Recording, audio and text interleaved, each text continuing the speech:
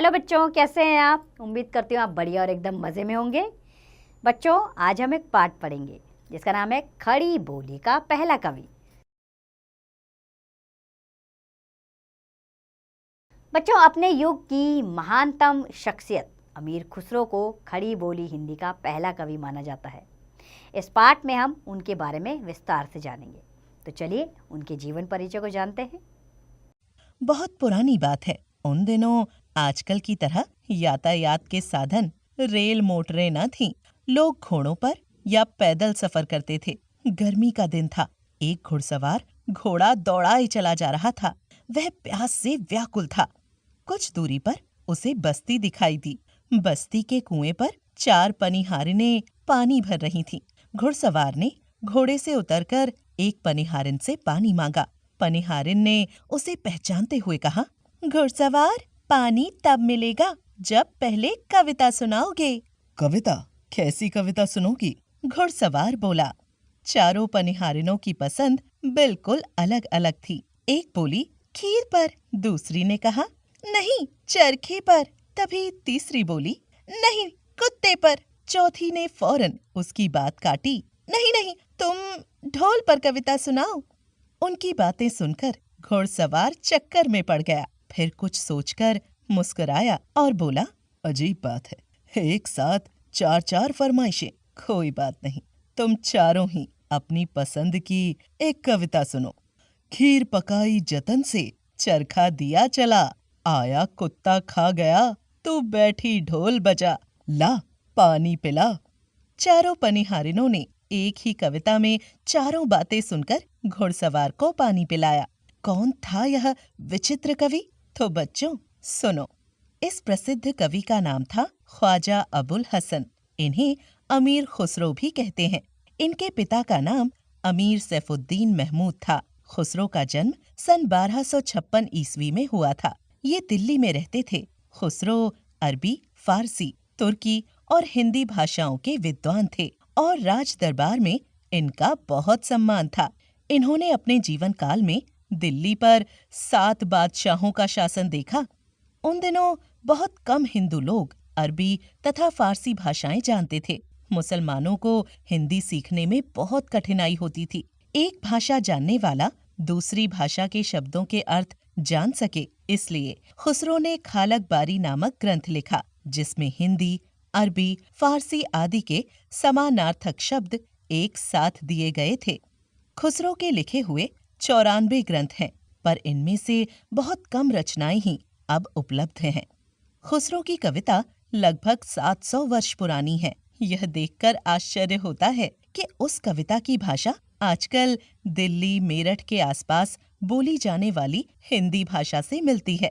खुसरो ने लोक रंजन के लिए 2 सखुने लिखे। इनमें 2 या 2 से अधिक बातों का एक ही उत्तर होता है। नमूने देखिए, आपको अच्छे लगेंगे। पंडित क्यों प्यासा, गदहा क्यों उदासा, लोटा न था। घर क्यों अंधियारा, फकीर क्यों बिगड़ा, दिया न था। जूता क्यों ना पहना, समोसा क्यों ना खाया, तला न था। खुसरो की मुकरियां भी खूब प्रसिद्ध थीं। मुकरने का अर्थ है मना करना। इसमें खास बात यह होती है कि मुकरी का जो उत्तर हमें सूझता है, कवि उसे मना करके चमत्कार पूर्ण ढंग से उसका दूसरा ही उत्तर निकाल देता है। एक मुकरी देखिए, वह आवे जब शादी होए, उस बिन दूजा और न कोए, मीठी लागे वाके बोल, ऐ सखी साजन ना सखी ढोल। यहाँ दूल्हे को सबसे महत्वपूर्ण न मानकर कवि ने उससे दूल्हे से मुकर कर ढोल नामक बाजे को उत्तर के रूप में रखा है। सब जानते हैं कि ढोल बाजे के बिना शादी ब्याह में सूनापन छा जाता है। खुसरो ने ढकोसला या अनमिल छंद भी लिखे हैं। वे बड़े अटपटे हैं। ऊपर लिखा गया खीर पकाई जतन से आदि छंद ढकोसला ही है। पहेलियां तो बच्चों से लेकर बूढ़ों तक सभी के मन को भाती हैं। खुसरो ने सुंदर पहेलियों की रचना भी की है। इन पहेलियों में सबसे मजेदार बात यह है कि बहुत बार तो पहेली में ही उसका उत्तर भी छिपा रहता है। अक्ल लड़ाओ और ढूंढ लो। सावन भादो बहुत चलत है, माघ पूस में थोरी। अमीर खुसरो यूं कहें तो बूझ पहेली मोरी। बाला था जब सबको भाया, बूढ़ा हुआ कुछ काम न आया। खुसरो कह दिया उसका नाव, अर्थ करो या छोड़ो गाँव। श्याम बरन दांत अनेकन, लचकत जैसे नारी। दोनों हाथ से खुसरो खींचे और कहे तू आरी। बीसों का सिर काट लिया, न मारा न खून किया। कुछ पहेलियों में उत्तर नहीं है, किंतु थोड़ा विचार करें तो इन्हें समझा जा सकता है। खेत में उपजे सब कोई खाए, घर में उपजे घर खा जाए। आना जाना उसका भाई, जिस घर जाए लकड़ी खाए। जलकर उपजे जल में रहे, आंखों देखा खुसरो कहे। धूपों से वह पैदा होवे, छाँव देख मुरझाए। ऐरी सखी मैं तुझसे पूछूं, हवा लगे मर जाए। एक नार कुएं में रहे, वाका नीर खेत में बहे। जो कोई वाके नीर को चाखे, फिर जीवन की आस न राखे। एक थाल मोती से भरा, सबके सिर पर औंधा धरा। चारों ओर वह थाली फिरे, मोती उससे एक न गिरे। दानाई से दांत उस पे लगाता नहीं कोई, सब उसको भुनाते हैं पर खाता नहीं कोई। एक कहानी मैं कहूँ, सुन ले मेरे पूत।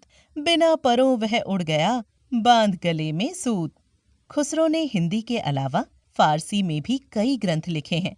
वे गायन वादन में भी निपुण थे, विनोद प्रिय एवं सभा चतुर दरबारी थे। वे हजरत निजामुद्दीन औलिया के योग्य शिष्य थे। खुसरो की मृत्यु सन 1325 ईस्वी में हुई। दिल्ली में हजरत निजामुद्दीन की दरगाह के पास ही इनकी कब्र बनी है।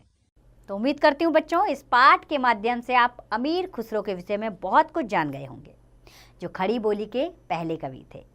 खुसरो ने हिंदी के अलावा फारसी में भी कई ग्रंथ लिखे हैं। वे गायन वादन में भी निपुण थे। विनोद प्रिय यानी कि हंसी मजाक वाले व्यक्ति थे। सभा चतुर दरबारी थे। वे हजरत निजामुद्दीन औलिया के योग्य शिष्य थे। खुसरो की मृत्यु 1325 में हुई थी। दिल्ली में हजरत निजामुद्दीन की दरगाह के पास ही इनकी कब्र बनी हुई है। तो बच्चों, ये पाठ हमें समझाता है कि जीवन में केवल आगे बढ़ता रहना चाहिए, संघर्ष करते रहना चाहिए, जैसे अमीर खुसरो ने किया और एक प्रसिद्ध कवि बन गए। इस पाठ ने हमें उनके बारे में बहुत सारी बातें बताई गई हैं। अब इस पाठ का अभ्यास कार्य आप स्वयं कीजिए।